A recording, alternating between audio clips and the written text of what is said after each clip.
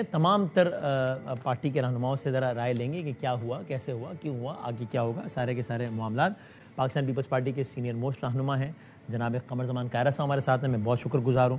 پارلیمان کا معاملہ ہے، یہ گورنمنٹ کا معاملہ ہے، یہ تو بڑے انفارمیشن کا معاملہ ہے، یہ تو بڑے متعلقہ شخصیت ہے، پارلیمنٹری سیکریٹری آف انفارمیشن ہے اور بیرسٹر بھی ہیں، آئین کا معاملہ بھی ہے۔ یہ جناب دانیال چودھری صاحب ہمارے ساتھ ہیں۔ Sir thank you very much for your time.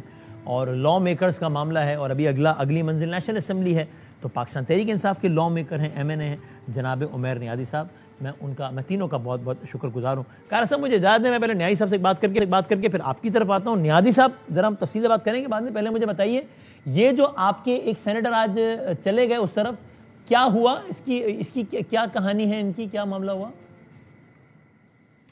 دیکھیں، کہانی تو وہی ہے جو پاکستان میں چلتی رہی، جس کا آغاز چھانگا مانگا سے ہوا، سندھ ہاؤس میں ہوا، تو آج کل ماڈرن زمانہ ہے، سوشل میڈیا پلیٹ فارمز موجود ہیں، او ایل ایکس پہ چیزیں بک جاتی ہیں، تو وہ چیزیں تو واضح ہیں۔ انہوں نے جس طرح سے کہا کہ میں نے تو فیلڈ مارشل صاحب کو ووٹ دیا، اگر بات اس حد تک ہوتی تو پھر تو ہمیں سمجھ آتی کہ آرٹیکل 243 کی امینڈمنٹ تک وہ ووٹ دیتے۔ جب پوری امینڈمنٹ کو ووٹ دے کے گئے ہیں تو سوچے سمجھے ایک پیکج کے تحت ووٹ دیا۔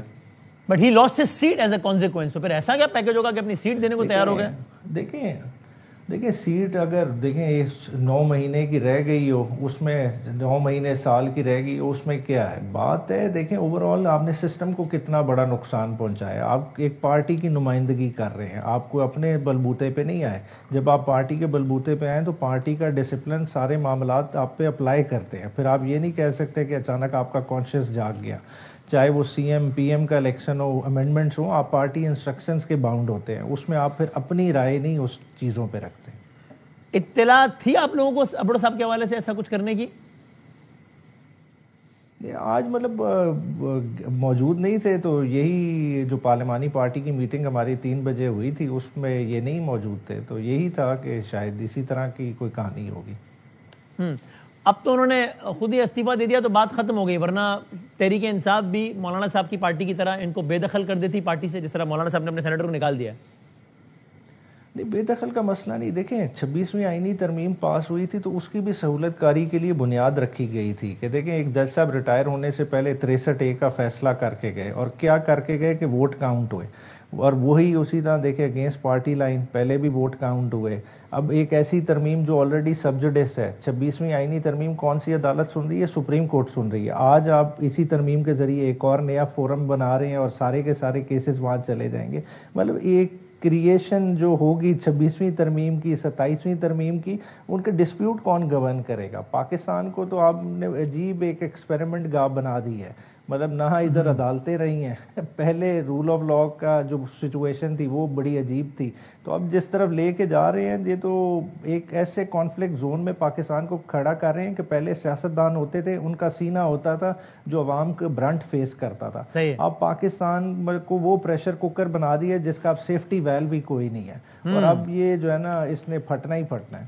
اوکے صاحب، اس پہ آپ ایک کامنٹ کر دیں، وہ کہہ رہے ہیں he is repeatedly saying it on record in a live television show کہ not one but many of your lawmakers agree to the narrative of government کہ بھائی یہ پھڈے بازی ختم کرو، ٹیمپریچر کم کرو۔ یہ ابڑو صاحب only chose to say it on record، بس that was it and he voted for it، بس ختم۔ باقی آپ کے بہت سارے لوگ اندر خانے یہی کہتے ہیں، آپ بھی تو نہیں ان میں سے ایک ہیں۔ یہ نیازی صاحب تو نہیں کہتے نا آپ سے یہ والی باتیں؟ دانیال بھائی پتہ نا میں غلط بندے سے سوال پوچھ رہا ہوں۔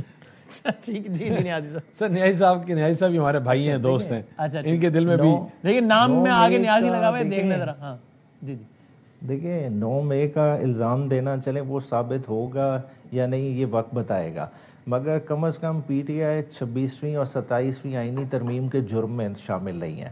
دیکھیں مفاہمت کی ایک سوچ رکھنا ایک ڈیفرنٹ بات ہے، مگر مجبوری کے تحت کام کرنا وہ ایک ڈیفرنٹ بات ہے۔ جو انہوں نے اس وقت کی ہے 26ویں آئینی اور 27ویں ترمیم کے صورت، یہ مجبوری میں کی ہے۔ یہ مجبوری میں کیوں کی ہے؟ کیونکہ 8 فروری کی چوری جو اس کا بوجھ اٹھانا پڑا ہے، اور اس بوجھ میں انہوں نے کیا ہے؟ دیکھیں قاہرہ صاحب نے تو بڑے آسانی سے کہہ دیا کہ جی ہم نے بڑی ہیلدی ڈیبیٹ کی ہے۔ کیا ہیلدی ڈیبیٹ سفیشینٹ ہے کہ آپ نے عدالتیں پکڑ، ججز کو، آپ نے سول ملٹری بیلنس آؤٹ، آپ جو امیونٹی کی بات کر رہے ہیں، آپ امیونٹی کیا مطلب یہ شخصیات مطلب حضرت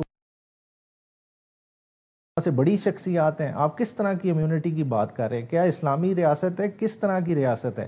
اور کورٹس کی ججمنٹس موجود ہے، کبھی بھی امیونٹی ایبسولوٹ نہیں ہوتی، آپ جتنا مرضی لبادہ پہن لیں. اور مجھے تو اس امیونٹی سے یہ لگتا ہے کہ شاید یہ امیونٹی بھی ان کی خواہش نہیں ہے، یہ فیوچرسٹک نیڈز کو پورا کرنے کے لیے کی جا رہی ہے، اور یہ وقت بتائے گا. اچھا یعنی آپ کہہ رہے ہیں کہ مثال اگر وسیم بدامی کو کل صدر بننا ہے تو وہ اس لیے آگے یہ تو آپ کانسپریسی تھیوری جوڑ رہے ہیں نا اب آپ کے. دیکھیں نہیں کانسپریسی کیا، آپ دیکھیں انہوں نے کیا کیا ہے، این آر او جب لیا ہے سارے معاملات کی، انہوں نے تو اپنے کیسز ختم کر لیے ہیں. اب زرداری صاحب پہ کون سا کوئی کیس بننا ہے؟ دیکھیں آپ نے نیب کا قوانین دفن کر دیا، پاکستان میں بھینس چوری وہی بن جاتا ہے نا، اس میں کیا ہے، توشہ خانہ کے کیسز تھے وہ ایف آئی اے پہ لے گئے، ایف آئی اے کر کے ساری چیزیں گول کر لی ہیں. تو اب کس چیز کی امیونٹی چاہیے انہیں؟